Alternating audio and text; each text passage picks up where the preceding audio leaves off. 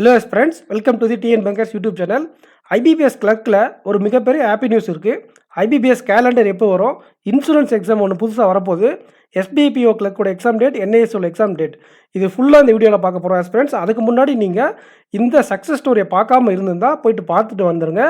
இது 1.5 மணி நேரம் பேசியிருக்கோம், 1.25 மணி நேரம் பேசியிருக்கோம். அவருடைய கம்ப்ளீட் எக்ஸ்பீரியன்ஸ் அதில் ஷேர் பண்ணியிருக்காரு. ஒரு ஆஸ்பிரண்டாக இருந்தால் நீங்கள் கண்டிப்பாக அந்த வீடியோ பார்க்கணும். லிங்க் கமெண்ட் செக்ஷனுக்கு போய் பாருங்கள். அந்த ஹாப்பி நியூஸ் என்னன்ட்டு நான் உங்களுக்கு டிசம்பர் 21 சொல்லிட்டேன். இந்த வீடியோவை கொஞ்சம் பொறுமையாக ஒரு 20-30 செகண்ட் பாருங்கள், உங்களுக்கு புரியும். மார்ச் ஏப்ரல் எக்ஸ்பெக்ட் பண்ணலாம். அண்ட் இது மட்டும் இல்லாமல் நம்ம நெக்ஸ்ட் இயர் ஐபிபிஎஸ் கேலண்டரில் நிறைய மாற்றங்கள் வரப்போகுது. இது நான் முன்னாடியே சொல்லலான்னு பார்த்தேன், மறந்துட்டேன். அதாவது நம்ம பழைய எக்ஸாம் பேட்டர்ன் எப்படின்னா, எல்லா எக்ஸாம் முடிஞ்சுட்டு கடைசியாக டிசம்பரில் ஐபிபிஎஸ் கிளர்க் இருக்கும்.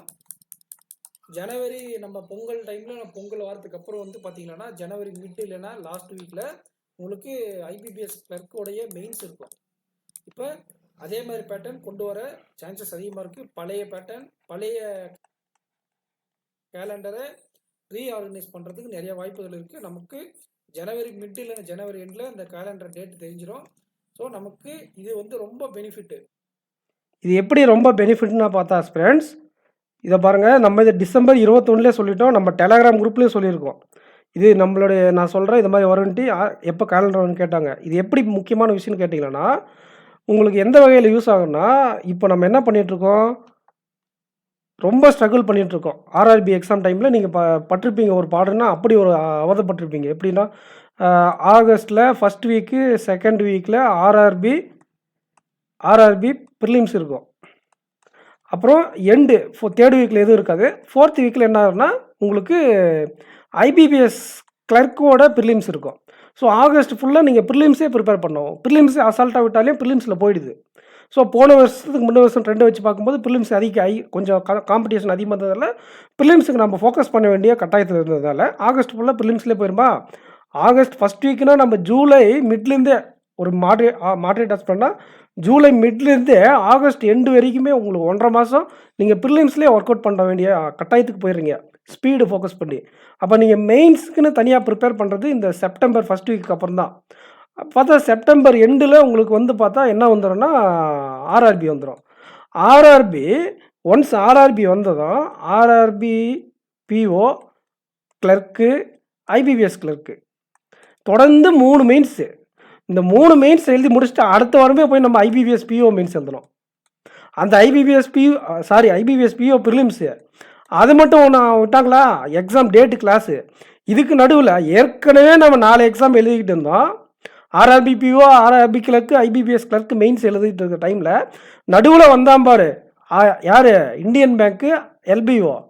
ஸோ தலைவலி மேலே தலைவலின்ற மாதிரி பட்ட இடத்துல படுற மாதிரி ஒரே மெயின்ஸ் எக்ஸாமாக எழுதி முடிச்சுட்டு நேராக போய் ஐபிபிஎஸ் பிஓ அவன் கம்பெனி இருந்தானா வச்சு குத்தி விட்டான் நிறைய ஸ்லாட்டில். ஒரு ஸ்லாட்டில் மாட்ரேட்டு, ஒரு ஸ்லாட்டில் ஈஸி, ஒரு ஸ்லாட்டில் டிஃபிகல்ட்டு.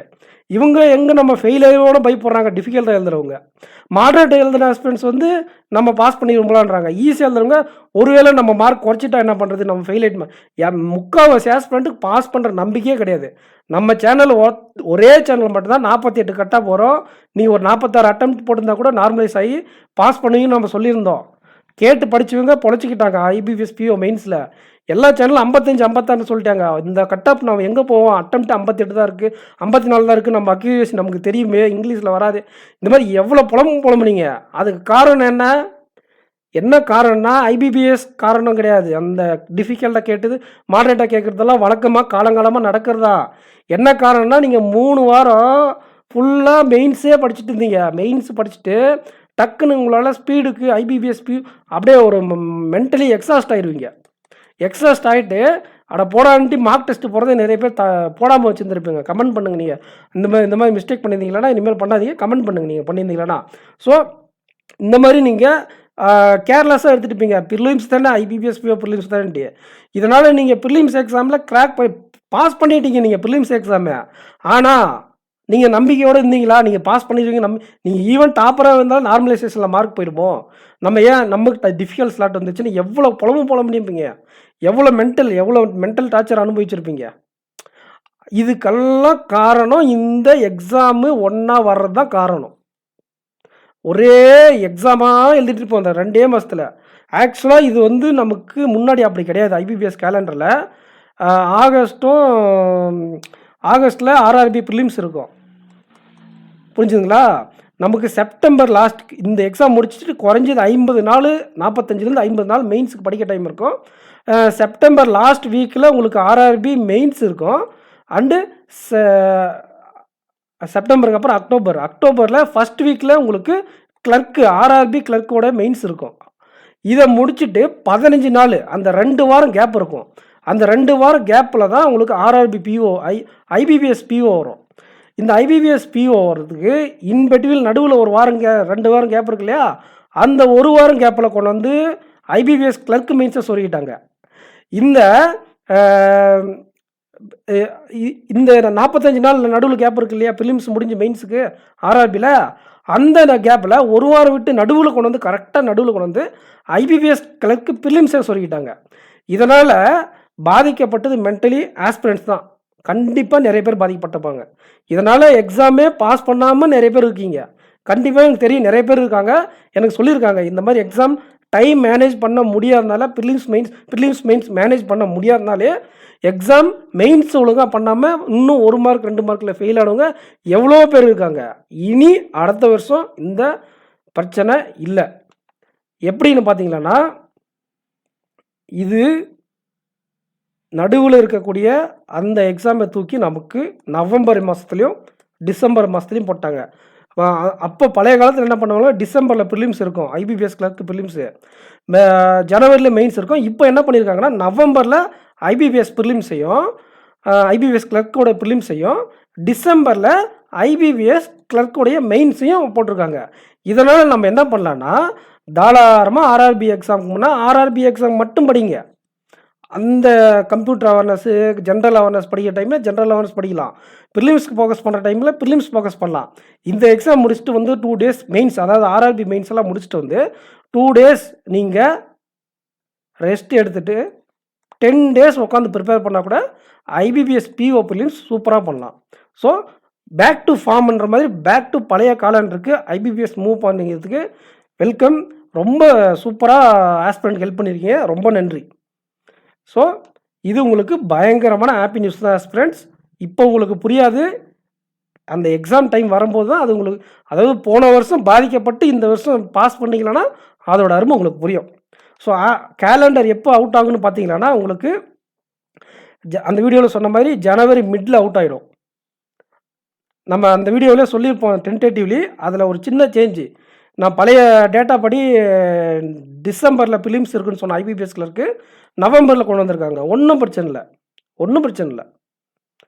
நம்ம மேனேஜ் பண்ணிக்கலாம். கிளர்க்கு ப்ரிலிம்ஸ் எல்லாம் ஒன்றும் மேட்டர் கிடையாது, பார்த்துக்கலாம். நடுவில் எந்த எக்ஸாமும் இல்லை. ஒரு 20 கேப்பில் தான் எல்லாம் வருது. நம்ம ஆர்ஆர்பியும் ஐபிபிஎஸும் போட்டு குழம்புனதுலேருந்து தள்ளி வந்ததே ரொம்ப சந்தோஷமான விஷயம். ஸோ நம்ம நல்லா பண்ணலாம். அண்டு இன்னொரு பெனிஃபிட்டு, இன்னொரு ரொம்ப ரொம்ப ரொம்ப ரொம்ப முக்கியமான விஷயம் என்னென்னு பார்த்தீங்கன்னா, ஆர்ஆர்பி எக்ஸாமில் உங்களால் சிஏ கவர் பண்ண முடியல, அந்த டைமில் உடம்புக்கு ஃபீவர் நிறைய டைம், இது வந்து ஃபீவர் வர டைம் வேறு, அந்த சீசன் சேஞ்சஸ்ஸு, ஃபீவர் வந்து உங்களால் எக்ஸாம் ஒழுங்காக பண்ண முடியல, சி ரிவிஷன் பண்ண முடியலன்னா ஆர்ஆர்பி பிஓவும் ஒழுங்காக பண்ண முடியாது, ஆர்ஆர்பி கிளர்க்கும் ஒழுங்காக பண்ண முடியாது, அதாவது ஐபிபிஎஸ் கிளர்க்கும் ஒழுங்காக பண்ண முடியாது. ஏன்னா 3 மெயின்ஸ் அடுத்த வரங்குது. நீங்கள் ஒரு எக்ஸாமுக்கு ஒழுங்காக ப்ரிப்பேர்ட் ஆகலைன்னா 3 எக்ஸாமுக்கு ப்ரிப்பேர் ஆகலைன்றது தான் அதுக்கு மீனிங்கே. அது அப்படி தான் நடக்கும். எனக்கு போன வருஷத்துக்கு 3 வருஷம் அப்படி தான் ஆச்சு. கரெக்டாக நான் படிச்சுட்டு வந்தால் கடைசி 20 நாளில் ஃபீவர் வந்துச்சு. நான் சிஏ பாதி பெண்டிங் வச்சுருந்தேன், ரீசெண்ட் சிஏ, அந்த 20 நாள் கவர் பண்ணலான்ட்டு அதை பண்ண முடியல. போனதும் எக்ஸாம்பிள் தலையை மண்ணில் வாரி போட்டு வந்துனே இருந்துட்டேன். இந்த வருஷம் சிஏ உழுந்து படிச்சுட்டு போனேன். மே மாதம் வந்து உட்காந்து ஆகஸ்ட் மாதம் வரையும் படிச்சுட்டு, ஆகஸ்ட் இல்லை செப்டம்பர் மிட் வரையும் படிச்சுட்டு போனேன். அங்கே போய் பார்த்தா ஜனவரி பிப்ரவரி கேட்டு வச்சுட்டாங்க. நியாயமா அது? நியாயமா? என்னங்க இப்படி பண்ணுறீங்க ஐபிபிஎஸ்ன்ற மாதிரி ஆயிடுச்சு. நான் அன்றைக்கி படிக்காமல் போனேன். அன்றைக்கி மற்ற செக்ஷன்லாம் 2023 எழுதுனவங்களுக்கு தெரிஞ்சிருக்கும். ரீசனிங்கு ஆப்டி எல்லாம் வச்சு குத்தி விட்டாங்க மெயின்ஸில். கர்நாடகாவில் போய் இங்கேருந்து நான் தும்கூரில் போய் எழுதிட்டு வந்தேன். எல்லாம் வேஸ்ட்டாக போச்சு. அப்போ கரண்ட் அஃபேர்ஸ் நான் படிச்சுட்டு போல, கரண்ட் அஃபேர்ஸ் ஈஸியாக கேட்டிங்க. ஆர்ஆர்பிக்களுக்கும் அப்படி தான் ஆச்சு. பட் இந்த வருஷம் கரண்ட் அஃபேர்ஸ் வந்து படிச்சுட்டு போகும்போது கரண்ட் அஃபேர்ஸு வச்சு குத்தி விட்டீங்க. சரி, முடிஞ்சு போச்செல்லாம். அதை பற்றி பேச இனிமேல் அந்த பிரச்சனை இல்லை. ஒருவேளை நீங்கள் ஆர்ஆர்பி மிஸ் பண்ணால் கூட அந்த டைம் உங்களுக்கு இருக்குது. நவம்பர் மாதம் வரையும் உட்காந்து திரும்பி ப்ரிப்பேர் பண்ண வேக்கன்சியோட ஒரு எக்ஸாம் உங்களுக்கு காத்துட்ருக்கோம். எப்போயுமே எங்களுக்கு நாங்கள் 17லேருந்து உள்ளே இருக்கேன். 19லேருந்து ப்ரிப்பேர் பண்ணி எழுதிட்டுருக்கேன். ஸோ அப்போ 17, 18, 19லேயே வந்து பார்த்தீங்கன்னா 17, 18ல் சும்மா எழுதுறேன். 19லேருந்து ப்ரிப்பேர் பண்ணேன். அது வந்து பார்த்தீங்கன்னா எல்லா எக்ஸாம் முடிஞ்சிட்டு கடைசியாக ஒரே ஒரு எக்ஸாம் பெண்டிங்கில் இருக்கும். அது இதுவும் எஸ்ஓ எக்ஸாமும். ஜென்ரல் ஆஸ்பிரண்ட்ஸ்க்கு இது இருக்கும். டெக்னிக்கல் இல்லாமல் எஸ்ஓ இல்லாமல் இருக்கவங்களுக்கு இந்த எக்ஸாம் அப்படியே பக்கபலமாக இருக்கும். இது ஒன்றே நீங்கள் படித்து வேலைக்கு போவாங்க. கடைசியாக அதில் மிஸ் பண்ணவங்களாம் இதில் போயிடுவாங்க. அப்படி தான் நடந்துச்சு. இப்போ அது வந்துருங்கிறதுக்கு நமக்கு வரவேற்கலாம்.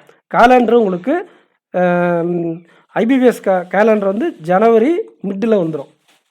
ஸோ நம்ம அப்கமிங் எக்ஸாம் டேட்ஸ் எல்லாம் பார்த்துடலாம் ஃப்ரெண்ட்ஸ். ஸோ உங்களுடைய நெக்ஸ்ட் ப்ரிப்பரேஷனை இதுக்கு தகுந்த மாதிரி நீங்கள் வச்சுக்கோங்க. இப்போ நான் சொல்லக்கூடிய டேட்டுக்கு தகுந்த மாதிரி உங்களோட ப்ரிப்பரேஷனை வச்சுக்கோங்க. இந்த கேலண்டரும் உங்களுக்கு அந்த ப்ரிப்பரேஷனுக்கு ரொம்ப யூஸ் ஆகும்.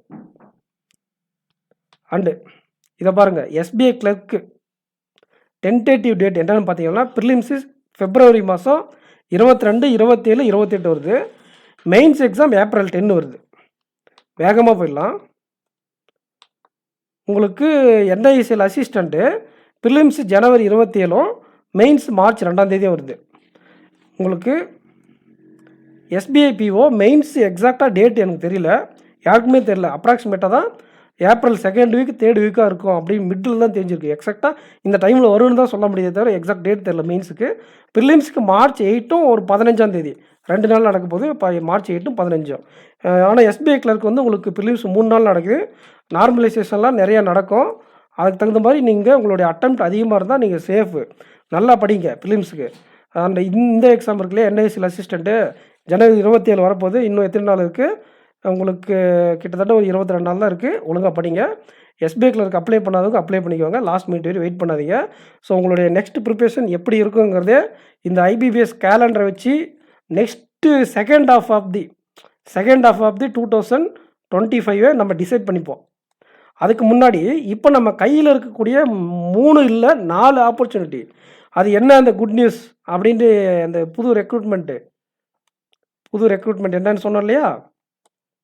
அது என்ன புது ரெக்ரூட்மெண்ட் அப்படின்னு பார்த்தீங்கன்னா, ஒரே செகண்ட் ஸ்டூடெண்ட்ஸ், இது சக்ஸஸ் ஸ்டோரி. அது அந்த புது ரெக்ரூட்மெண்ட் என்ன அப்படின்னு பார்த்தீங்கன்னா NIACL அண்டு NICL.